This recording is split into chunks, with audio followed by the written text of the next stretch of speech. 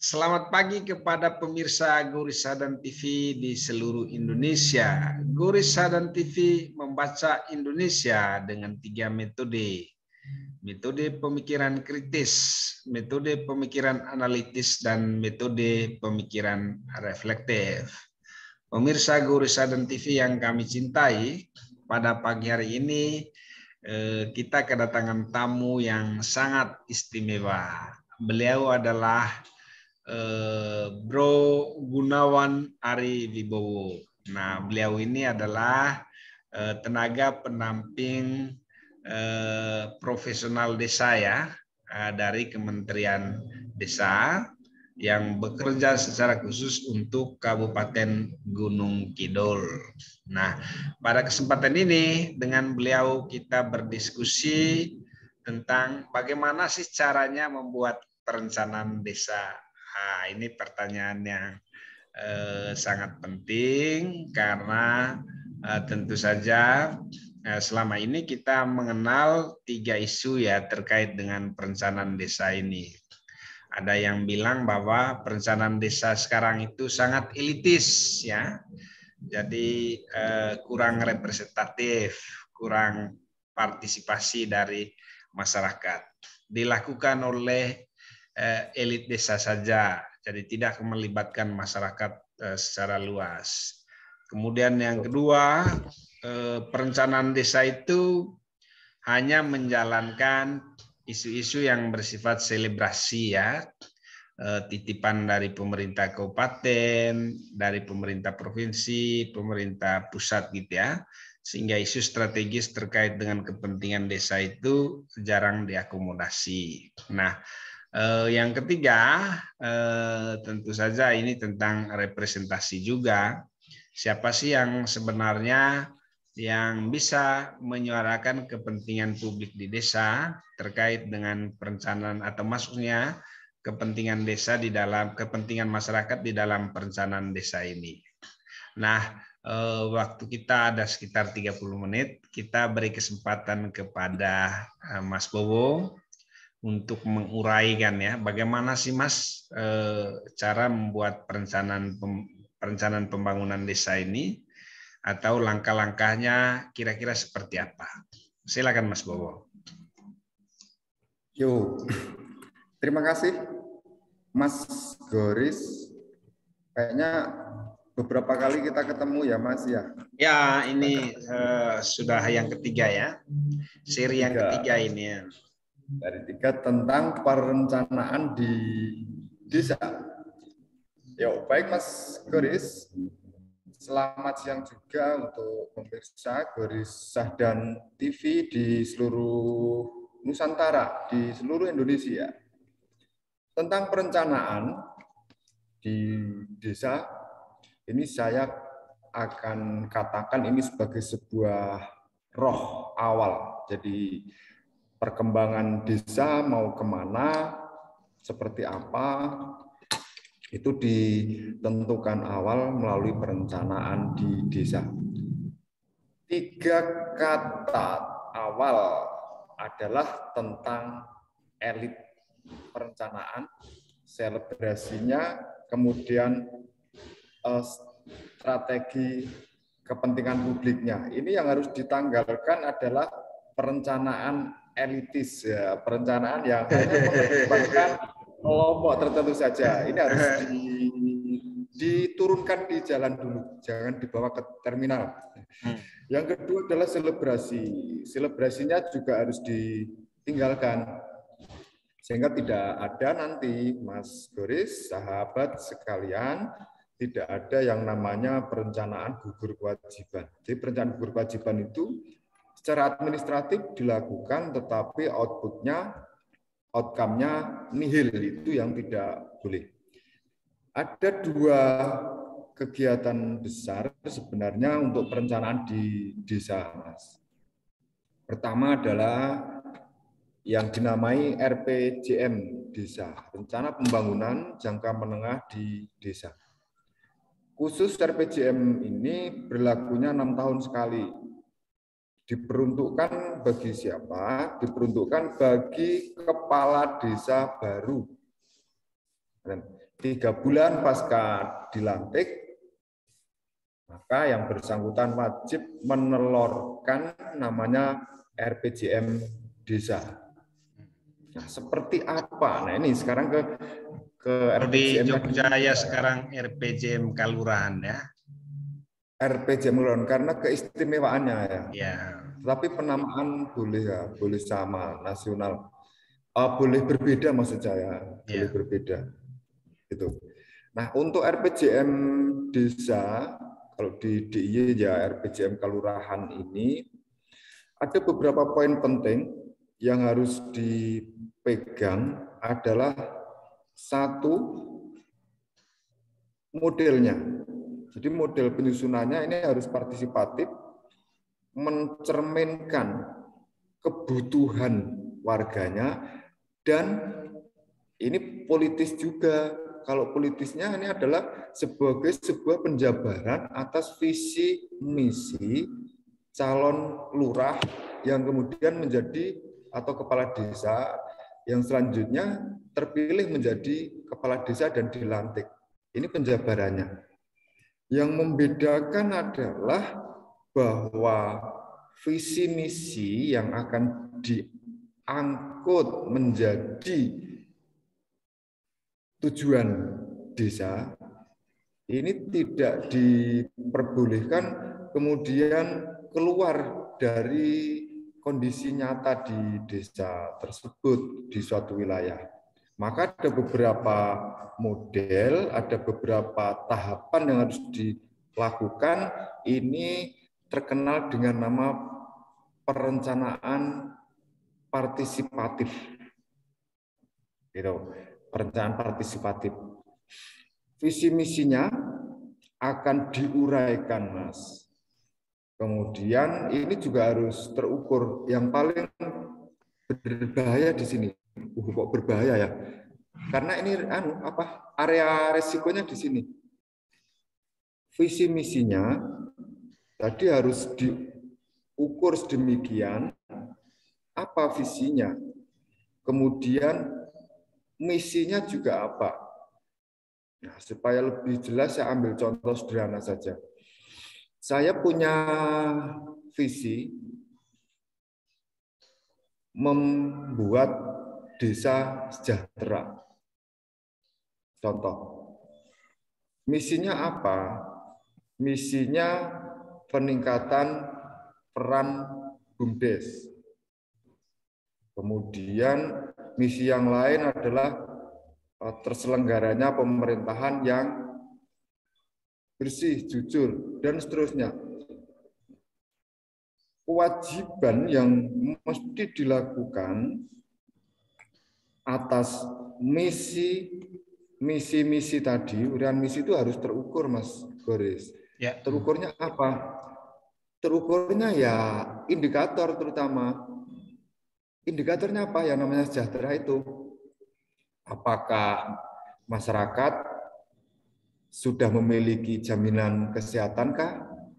Atau sisi sosialnya, aksesibilitas fisiknya sudah terpenuhi, atau pendidikannya, atau dilihat dari tingkat pendapatannya. Ini menjawab tadi perencanaan elitis tadi. Jadi pendapatan elitis itu harus ditanggalkan karena orientasi kerja seorang lurah atau kepala desa terpilih itu ya ke sana, menjawab kebutuhan masyarakat dengan misi-misinya tadi. Jadi ramuan-ramuan visi misinya tadi akan menjawab kebutuhan di masyarakat, bukan keinginan pribadinya, karena substansinya adalah si pelayan. Yang kedua, setelah model tadi dilakukan, maka siapa yang menyusun di sini? Nah, apakah ini boleh di pihak ketiga kan? Ya, misalnya ada pertanyaan seperti itu, boleh tidak penyusunan rencana pembangunan jangka menengah di desa atau rencana kerja pemerintah di desa itu diborongke. Udahlah ini yang penting jadi di pihak ketiga kan. Nah, itu nggak boleh. Itu yang dinamakan dengan partisipatori. Jadi perencanaannya adalah partisipatif, kemudian ada keterbukaan. Keterbukaan yang saya maksud ada keran partisipasi dibuka untuk masyarakat. Kenapa? Karena sekuat apapun nanti, sebagus apapun perencanaan, dokumen perencanaan, ini kalau masyarakat pasif, masyarakat tidak mengambil peran, tidak akan pernah kesampaian cita-cita tadi. Prolognya seperti itu, Mas. Oke, Mas Bowo ya, saya rasa yang paling menarik ya terkait dengan perencanaan ini ya. Setiap desa itu memiliki keunikannya atau kekhasan pendekatan masing-masingnya. Nah, gimana ini yang terjadi di Kabupaten Gunung Kidul ya? Pendekatan apa yang paling sering ya digunakan oleh pemerintah desa di dalam membuat perencanaan desa? Yuk. Gini Mas Boris, ada 5. Sebenarnya ada 5 kekuatan di Gunung Kidul itu. Bahkan ini sama ya dengan 3 area yang lain di DIY, bahkan di nasional sama, bersama hanya apa ya, kadarnya mungkin berbeda. Satu adalah modal sosial. Jadi di mana masyarakat ini memiliki sebuah kekuatan-kekuatan sosial unik, tidak dimiliki oleh negara lain. Apa itu? Gotong royong misalnya. Itu besar, kekuatannya besar. Yang kedua, ini adalah aset. Ada jalan, ada bangunan, ini kekuatannya. Yang ketiga adalah sumber daya manusianya. Baru sumber daya alam dan anggaran. Nah, karena itu, 5 kekuatan besar ini akan digugah semuanya untuk dilakukan optimalisasi, penguatan, kemudian dari 5 kekuatan besarnya tadi, ini menjadi tambahan energi. Bahkan tidak hanya tambahan, ini menjadi di antara pilar-pilar kekuatan di desa. Pendekatannya apa? Musyawarah mufakat.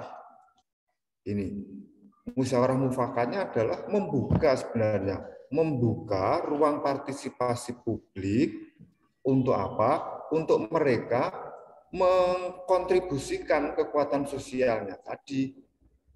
Dalam rangka apa? Mengolah aset yang dimiliki oleh desa. Dalam rangka apa? Meningkatkan kualitas melalui sumber daya manusia di desa. Begitu Mas Boris. Oke, Mas Bowo ya. Sekarang kira-kira bagaimana sih berdasarkan pengalaman yang Mas Bowo lakukan ya? Perencanaan desa itu biasanya dilakukan pada bulan apa? Ini ada 2 ya. Kalau perencanaan RPJM desa, ini tergantung kapan kepala desa itu dilantik. Oh, gitu ya. Tapi kalau untuk DIY ya, untuk DIY Gunung Kidul itu kan kemarin akhir tahun ya, jadi di Desember ada pilihan serentak atau sekarang ada pemilihan serentak itu di akhir tahun. Maka kapan dilakukan? Ya di awal tahun sampai 3 bulan setelahnya. Artinya Januari, Februari, Maret itu bulan-bulan baik ya.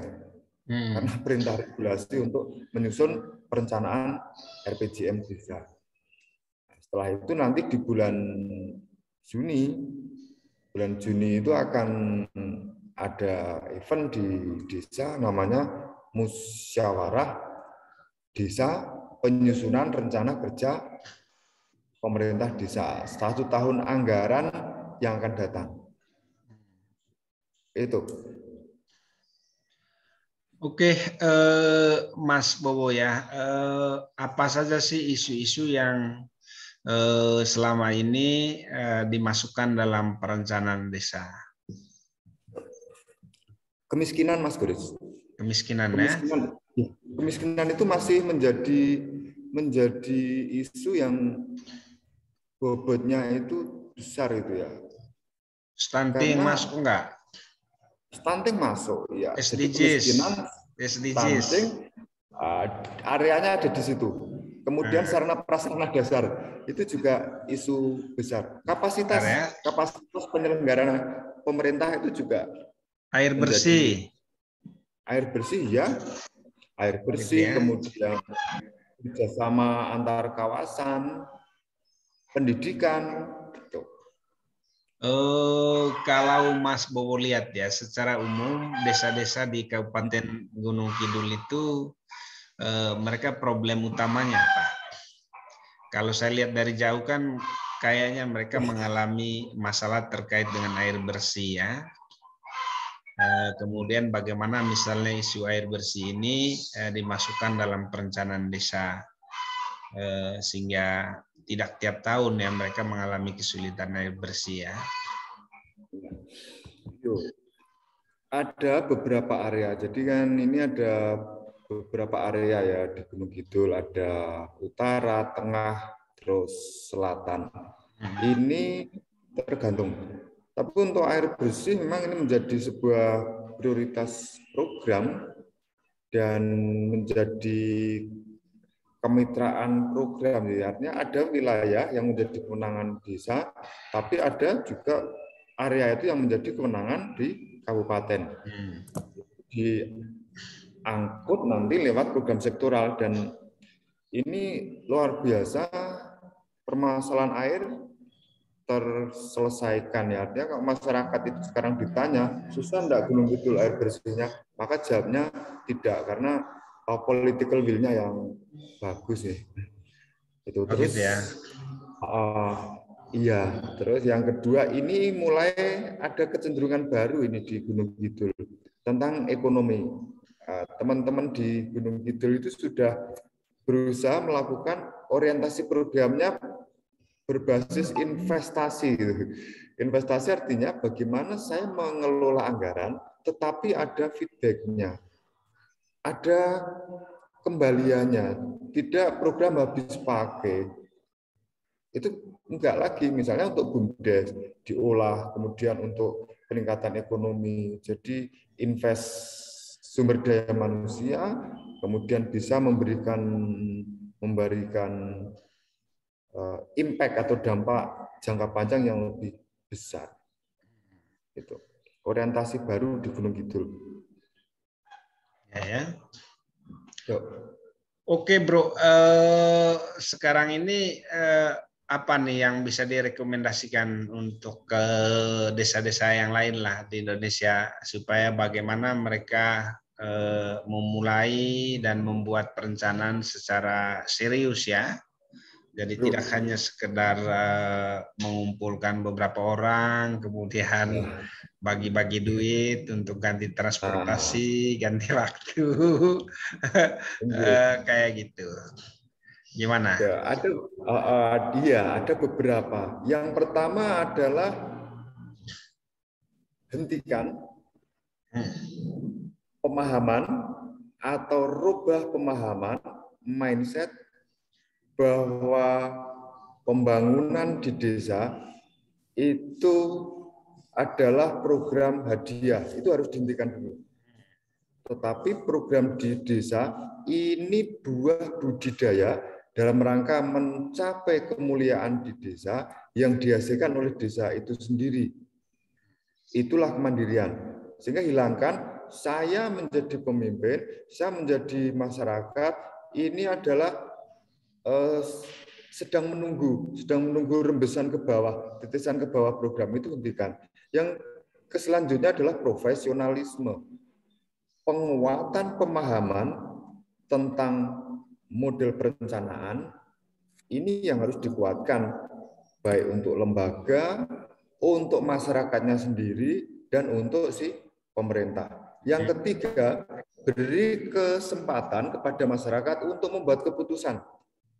Ada distribusi politik, distribusi of power, jadi distribusi kekuasaan dalam rangka menentukan dirinya sendiri. Yang keempat adalah rajin-rajin belajar. Artinya kenapa? Ini ada Mas Goris, ada Goris dan TV, ada yang lain. Ya. Ini area kemitraan itu, Mas. Benar. Kemitraan itu penting, kan membuka wawasan. Sekarang kalau mengandalkan kekuatan dari dirinya sendiri, dari desa itu sendiri, wah itu ya Benar, tidak mengecilkan. Tapi kalau bisa kalau Gorisa dan TV ini jadi apa? Jadi corongnya desa lah untuk menyuarakan jadi kepentingan desa, mimbar itu desa dia. gitu. Jadi setiap hari ada kepala desa, perangkat desa yang mau bicara di sini kita fasilitasi gitu deh. Arena diskusi lah. Arena diskusi. Ayo Mas Bobo ajak kepala desa di Gunung Kidul ya, bagaimana caranya supaya kita bisa saling memperkaya, saling belajar, saling memotivasi, ya, saling memperkuat gitu ya. Terutama juga membangun dan mengembangkan sumber daya yang kita punya ya. Ya, ini contohnya saya sendiri ya, masuk di Gorisa dan ini udah ketiga kali gitu. Ketiga dan terakhir mendapat kesempatan webinar di ulang tahun sekolah tinggi, salah satu sekolah tinggi swasta. Waktu itu mau diundang sama lembaga juga tapi nggak jadi ya, lembaga salah satu NGO ya. Saya nggak tahu kenapa nggak jadi. Tapi ya kita terus siar lah ya, terus sosialisasi, terus semacam melakukan pressure ya kepada publik ya, bahwa ini loh orang-orang yang profesional di dalam memfasilitasi. Ya, iya benar, karena amanat undang-undang desa itu memang seperti itu ya. Ada pihak ketiga, ada pihak lain yang memang berkewajiban untuk melakukan fasilitasi di desa. Seperti klubnya Mas Goris ini yang perlu dicontoh, dan yang lain memanfaatkan area ini untuk pengembangan kapasitas sebenarnya. Selamat Gorisa dan TV. Oke, terima kasih ya. Demikian saja pemirsa Gorisa dan TV, siaran kita dari studio Gorisa dan TV. Kami mengucapkan banyak terima kasih. Semoga kehadiran Mas Bobo dan juga teman-teman ya memberikan penguatan kapasitas, keterampilan bagi kita untuk mengatur dan mengurus desa lebih baik ya. Memfasilitasi dan menampingi desa menjadi lebih baik. Selamat siang dan sampai ketemu di Gorisa dan TV berikutnya.